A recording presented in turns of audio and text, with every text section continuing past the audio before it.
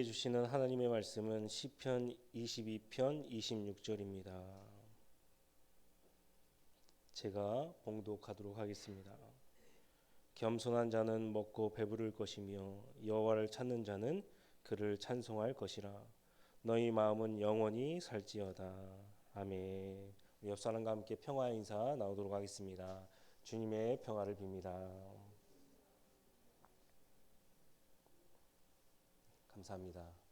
오늘 우리가 읽은 시편 22편의 말씀은 예수님과 굉장히 관련이 많은 시편입니다.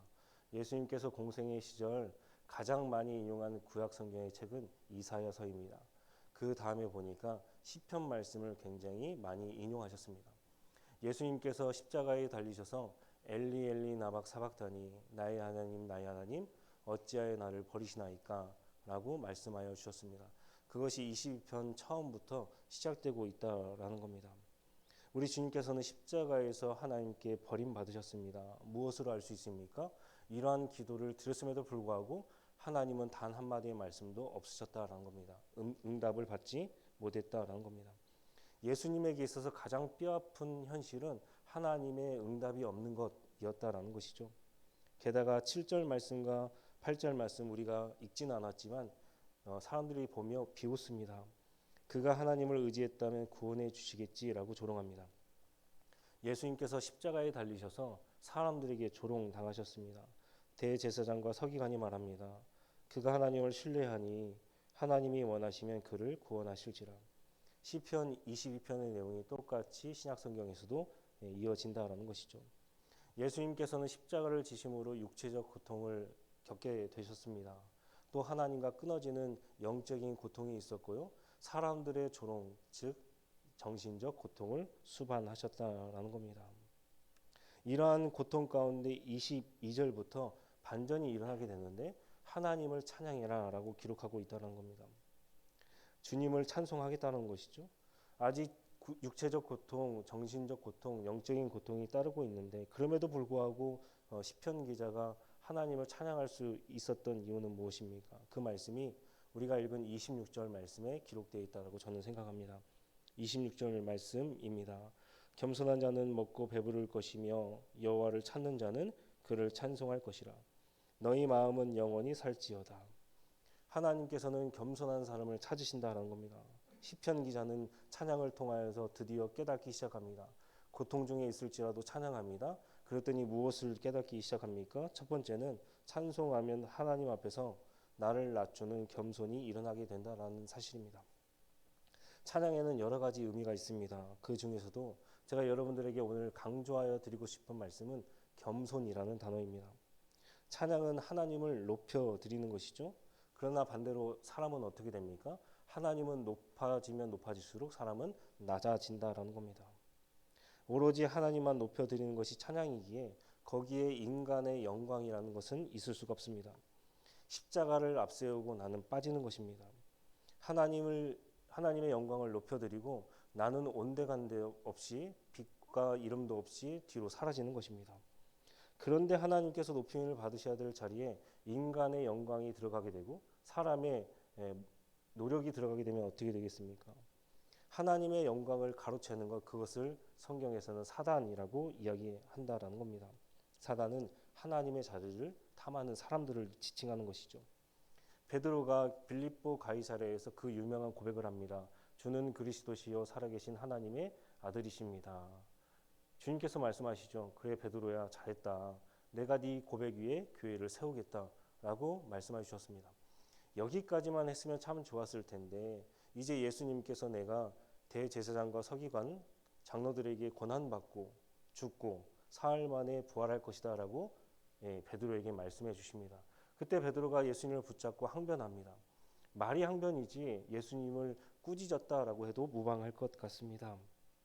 그때 주님께서 이렇게 베드로에게 말씀하십니다. 사단아 내 뒤로 물러가라. 네가 하나님의 영광을 생각하지 않는구나. 베드로는 목자가 아닙니다. 제자와 양은요 예수님 음성을 듣고 뒤를 따르는 사람들입니다. 그런데 양이 목자 앞에서 자신의 목자가 되겠다라고 하면 어떻게 되는 것입니까? 예수님 말씀처럼 곧 사단이 되는 것입니다. 양과 제자는 예수님을 앞세우고 자신을 뒤로 숨는 사람이 양과 제자입니다. 자신이 십자가가 되고 목자가 되겠다라고 한다면 목자 앞에서 내가 사단이 되겠다라는 것과 진배 없다라는 겁니다. 하영조 목사님의 이야기입니다. 큰 대형 교회를 이루었던 하영조 목사님, 매일같이 아침에 일어나 거울을 본다라고 그렇게 이야기가 전해지고 있습니다.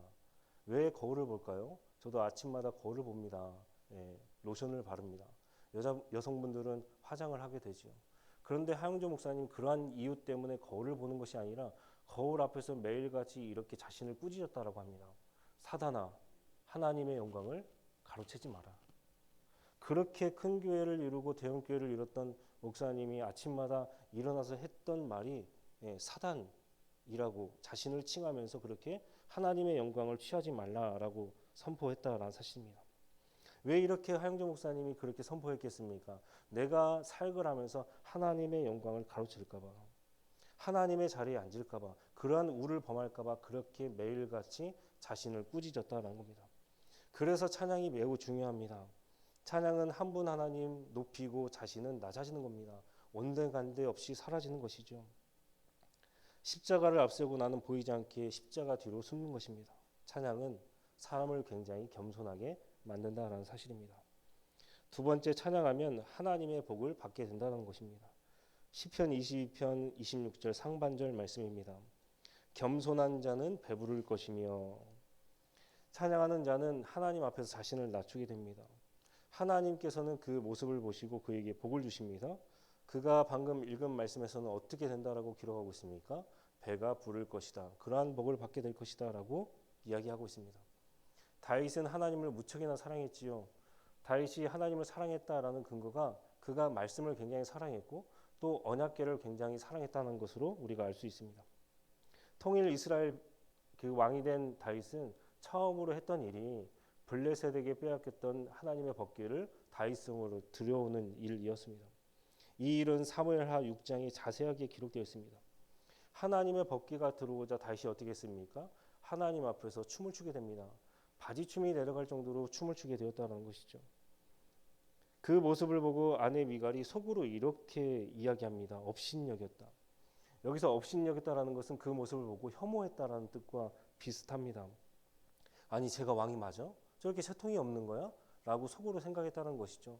그런데 속으로만 생각한 것이 아니라 이번에는 입으로도 죄를 범하게 됩니다. 방탕한 자가 염치 없이 자신의 몸을 드러내었다. 방탕한 자라는 것은요, 깡패 같은 수준이다라고 이야기하고 있다는 겁니다. 수준이 낮다라는 것이죠. 이 이야기를 들은 다윗이 미갈에게 이렇게 이야기합니다. 내가 너에게는 이렇게 이런 말을 들을지라도 너에게는 높임을 받을 거야. 이것은 다 하나님 앞에서 찬양한 거야 라고 이야기했다는 것이죠. 그 다음에 성경에서 미갈에 대해서 이렇게 평가를 합니다. 사무엘하 6장 23절 말씀입니다. 그러므로 사울의 딸 미갈이 죽는 날까지 그에게 자식이 없으리라. 저주를 받았습니다. 다윗이 법궤가 들어오고 하나님 앞에서 기뻐 뛰며 찬양하고 온 이스라엘 백성들이 하나님 앞에서 찬양했을 때 단 한 명만 하나님께 찬양하지 않고 사람에게 집중한 사람이 있습니다. 미갈입니다. 정확히 말씀드리면 찬양하는 다윗을 비난했습니다. 그랬더니 성경에서는 뭐라고 이야기하고 있는 것입니까? 저주를 받았다라는 겁니다. 하나님을 찬양하는 자와 찬양하지 않는 자의 그 갈림길에는 축복과 저주가 갈리게 된다는 겁니다. 하나님 앞에서 찬양하면 복을 받습니다. 무슨 복입니까? 오늘 말씀에 기록된 대로 그 사람들이 배부르게 될 것이다. 하나님의 복을 받을 것이다 라고 기록하고 있다는 겁니다. 찬양에는 하나님의 복이 담겨져 있습니다. 다윗이 복을 받은 것처럼 찬양에는 기쁨의 입술이요 감사의 입술이요 거기서는 불평의 입술이란 찾아볼 수가 없는 것이죠. 찬양하는 자는 하나님 앞에서 자신을 낮추는 사람입니다. 겸손하게 섭니다. 그러나 그 사람을 다시금 하나님께서 내버려 두지 아니하시고 다시금 높여주신다는 사실입니다. 다윗은 땅에서 하나님을 찬양했습니다. 미갈은 그때 어디 있었습니까? 다윗성에 있었다는 것이죠. 물리적으로 보자면 미갈이 훨씬 더 높은 위치에서 다윗을 바라보고 있습니다. 그럼에도 불구하고 미갈이 축복을 받았습니까? 아닙니다. 하나님께서 다윗을 높여주셨다는 사실입니다. 이것이 찬양의 역설입니다. 마리아는 누가복음의 마리아 창가에서 이렇게 기도합니다. 비천한 자를 높여주셨고 가난한 자를 높여주셨다. 라고 이야기합니다. 찬양하면, 내가 낮아지면 하나님께서 높여주시는 것입니다.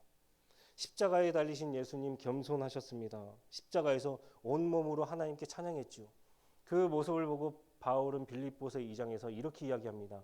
너희 안에 이 마음을 품으라. 곧 그리스도 예수의 마음이니 그는 근본 하나님의 본체시나 하나님과 동등됨을 취할 것으로 여기지 아니하시고 오히려 자신을 낮추었다. 하나님 앞에서 십자가에서 낮추셨습니다. 그러므로 하나님께서 지극히 높여주셨다라는 것이 바울의 고백입니다. 이것이 찬양의 역설이죠. 내가 하나님 앞에서 겸손하고 낮아지게 되면요, 그것이 끝까지 사람들 앞에서 겸손하고 낮아지는 것이 아닙니다. 하나님께서 예수님을 높여주셨듯이, 다윗을 높여주셨듯이 찬양을 하게 되면 하나님께서 우리를 높여주신다는 사실입니다. 찬양하면 하나님의 복을 받는 것이죠. 다윗이 하나님 앞에서 축복을 받고 미갈이 저주를 받은 것처럼 하나님 앞에서 다윗과 같이 여러분들 찬양하셔서 하나님의 축복을 누리시는 저와 여러분 되기를 주님의 이름으로 간절히 소망합니다. 기도하도록 하겠습니다.